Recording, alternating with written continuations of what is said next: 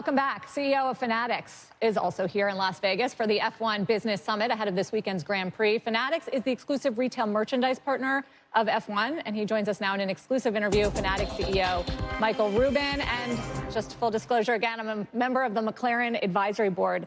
Michael, it's great to see you here in Vegas. Always great to be here. You never miss a big sporting event, and this is the center this weekend. Talk about where Fanatics plays when it comes to F1, because yes, you do some business, but they also have a big deal with Puma, for instance, for the merchandise. Yeah, F1 is a very strategic partner for us. We are both the exclusive e-commerce partner globally and the exclusive trading card partner. Both businesses are doing great. So much enthusiasm for trading cards in F1. We opened our store in London earlier this year. Lewis Hamilton came to help open it. There were, I think, 4,000 or 5,000 fans outside for the opening to see both Lewis Hamilton and F1 cards, and also to help us open the store. And then from a global merchandise perspective, I mean, there's so much enthusiasm for F1. I mean, people are really excited to be here. So many of the stars are coming out for this race, and I think just in general, there's a lot of momentum for F1. Yeah, you said global, and I know that's a big part of your growth story at Fanatics. You've sort of conquered U.S. market when it comes to merchandise. You're in the betting markets. Well, I don't think we've conquered anything. Okay. I think we're just getting started. Right, but that's your home. That's your home market. That is my home market for sure. Well, maybe give us an update. It's a private company, so how big has the business gotten? It's really a tale of three businesses. Yeah, Fanatics will be over $12 billion in revenue next year, 22,000 people. But we feel like a startup. I mean, we are in three businesses, as you said. The original business, we call it Fanatics Commerce. That's everything fair and gear related. That'll be about a $7 billion business.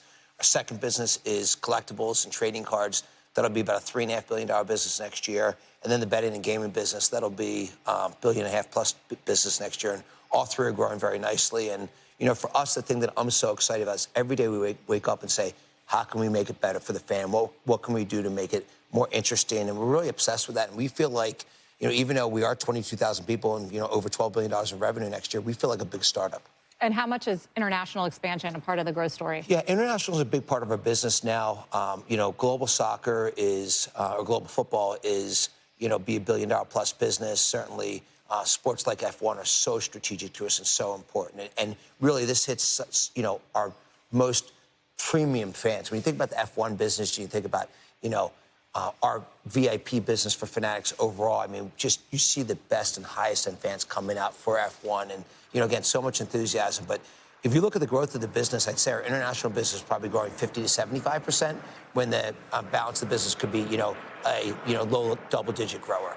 So, I mean, the business is growing fast. I think the last revenue figure was $8 billion back in 2024. You just said 12. Yeah, we'll be over $9 billion in revenue this year. Last year was about $8 billion. Next year will be over $12 billion in revenue. And again, we feel like each of the businesses have tremendous growth ahead for it. You know, collectibles business, we just launched the NBA October 1st this year. We're launching the NFL. Will be the last big set of rights that are moving over to Fanatics. That'll launch April 1st. And there's so much enthusiasm in collectibles right now, really driven by the product innovation we're doing, the marketing innovation. Things like the debut patches that we created in F1. You come up and you drive for your first time, you get a debut patch. That's the one-on-one card everybody really desires and wants. And then things like, you know, gold logo mans, taking the best moments in sports and baseball. Ohtani, Aaron Judge, MVPs this year. They're going to wear the gold logo man all year long. The next season, people, you know, those are the most coveted cards that there are. So we keep creating exciting products, great marketing with that. And we're really taking the same approach in all of our businesses. What about the sports betting business in particular? Because you entered a pretty capital-intensive business there where it was dominated by two players that have a few years of a head start on you.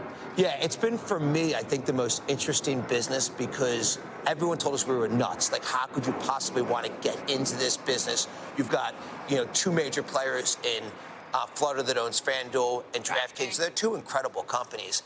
And for us, we thought, look, we have 140 million fans in our database.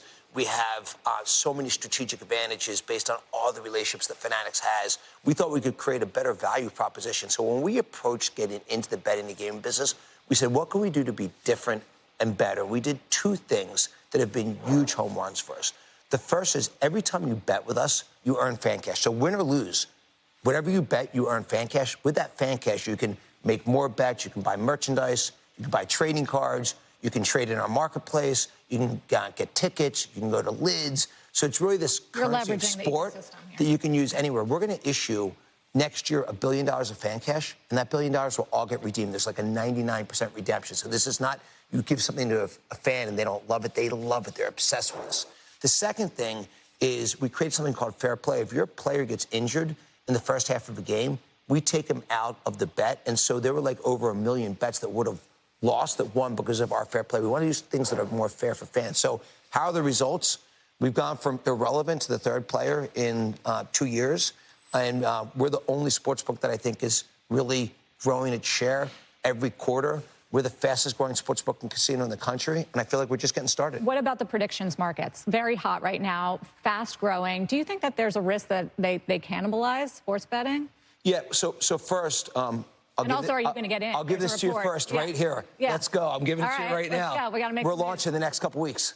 Launching a Fanatics prediction markets. Absolutely. Is this with Crypto.com, as rumored?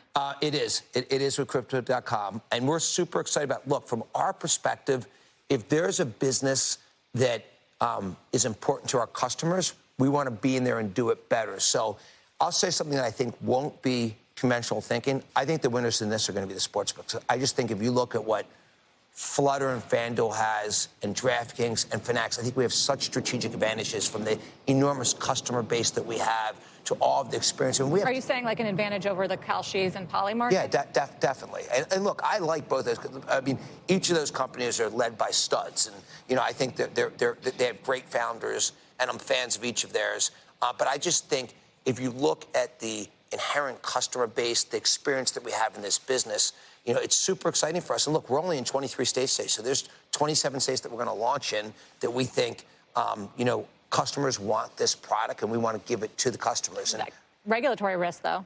There's definitely look. I can't tell you what the regulatory environment's going to be. What I can tell you is, if the regulatory environment says that we can do this, we're going to do it. And if it changes, then we'll change with it. I would not have believed a year and a half ago that all these fantasy players, prediction markets, sweepstakes casinos, I didn't think any of these things would still be going, and I was wrong. And so what do? We adapt, we build, and so we're launching our predictions business in the next couple of weeks, and we're excited about it. Right. I mean, what about the NBA? I have to ask you about, obviously, the betting scandal and how this plays into all of this. Do you think it will have a negative impact overall in the business, and what does it tell us about where regulation should be? Yeah, so I'll give you a very unconventional answer here, which you'll probably love. I think the legal sports markets are working exactly the way they should be working. I think the reality is sports betting has been a century-old business. There's been, and by the way, today more of it's still done in the illegal markets.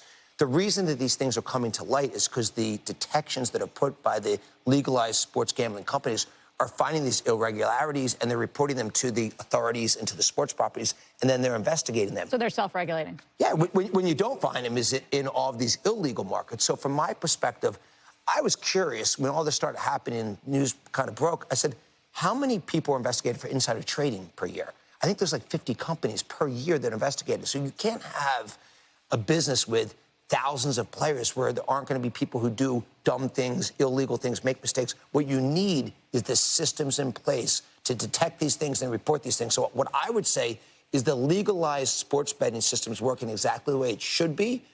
What people don't realize is these things were happening before in the illegal sports betting market that wasn't detected. Right.